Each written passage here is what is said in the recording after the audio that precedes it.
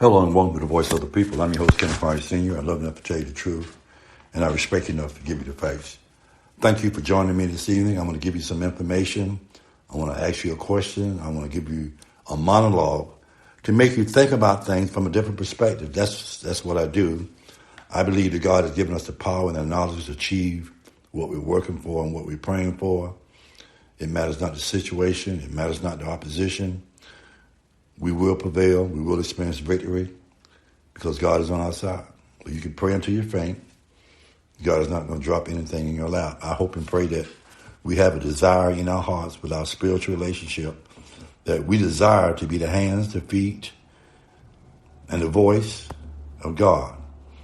I hope and pray that it is our desire and is our intent to be of service to one another and to our community.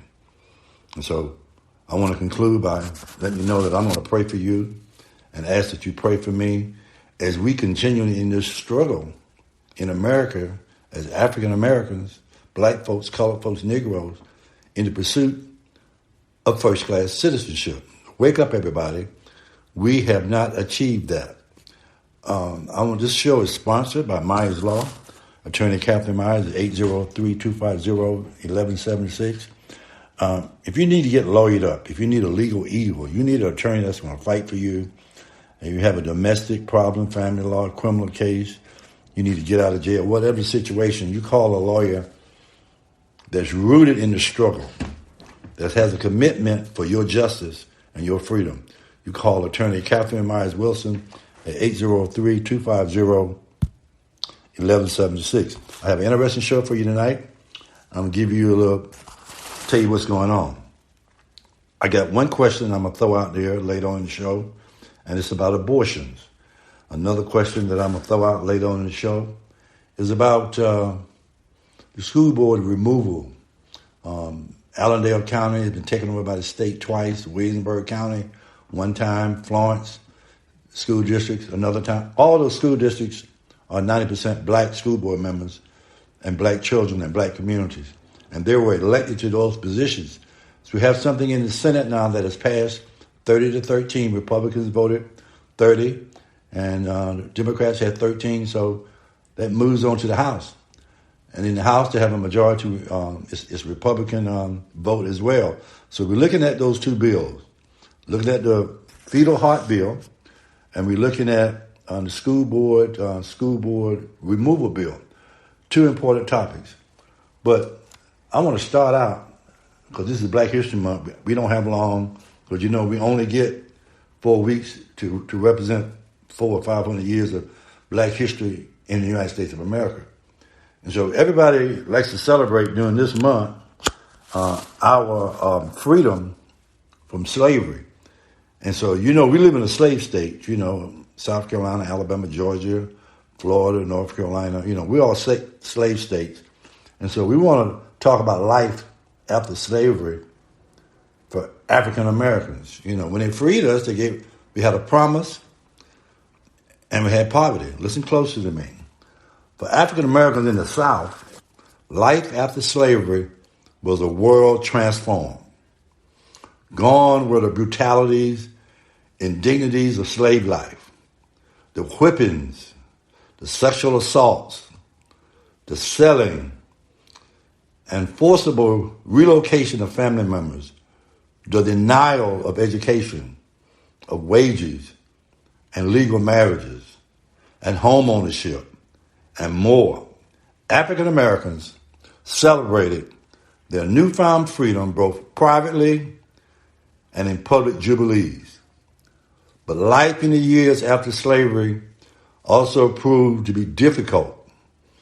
Although slavery was over, the brutalities of white race prejudice persisted. After slavery, state governments, listen closely, state governments across the South instituted laws known as the Black Codes.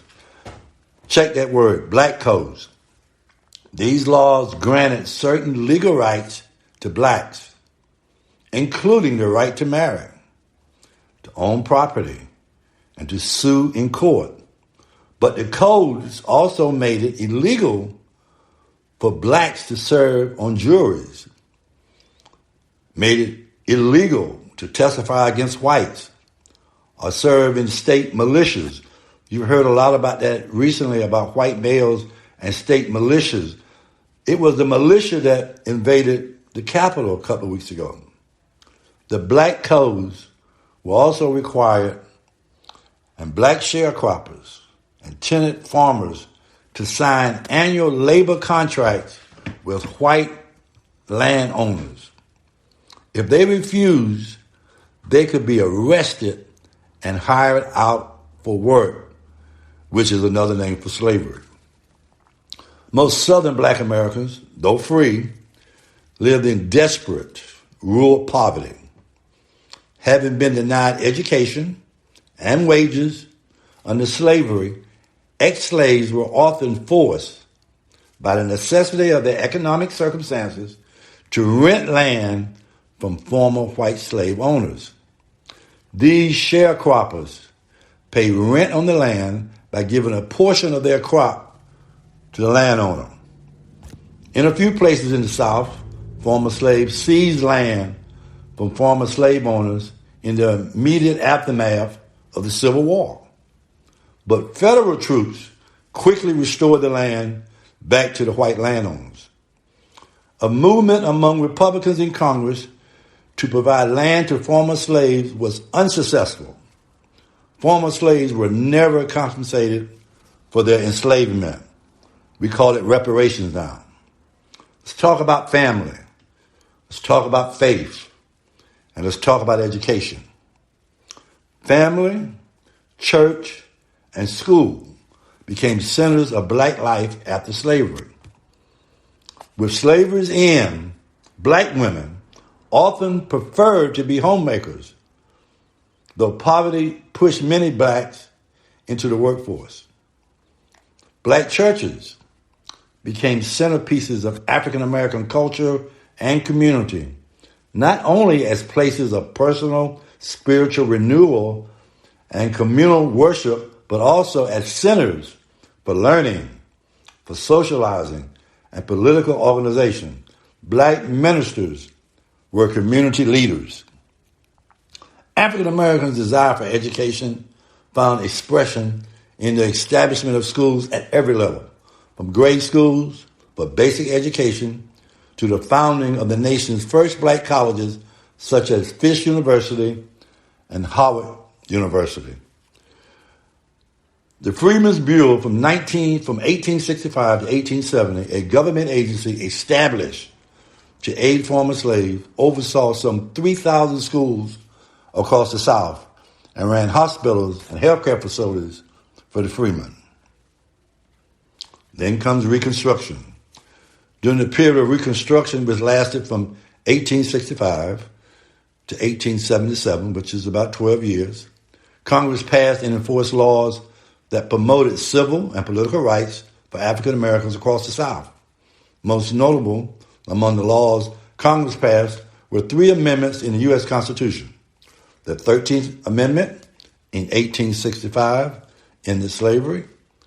The 14th Amendment in 1868 guaranteed African Americans the right of American citizenship. First class or second class, yet to be known. And the 15th Amendment, 1870, guaranteed black men the constitutional right to vote. Make a note of that. In 1870, the 15th Amendment guaranteed black men, not black women, the constitutional right to vote. African Americans actively took up their rights, opportunities, and responsibilities for citizenship. During Reconstruction, 700 African American men served in elected public office. Among them, 2 United States senators, 14 members of the United States House of Representatives, another 1,300 African American men and women held appointed government jobs. Led by Republicans in Congress, the federal government insisted on civil and political rights for African Americans. In the face of fierce resistance by Southern whites, federal military occupation at the defeated Confederacy ensured African American the rights for civil and political rights. Things was going pretty good. But here we go. The KKK and the end of Reconstruction.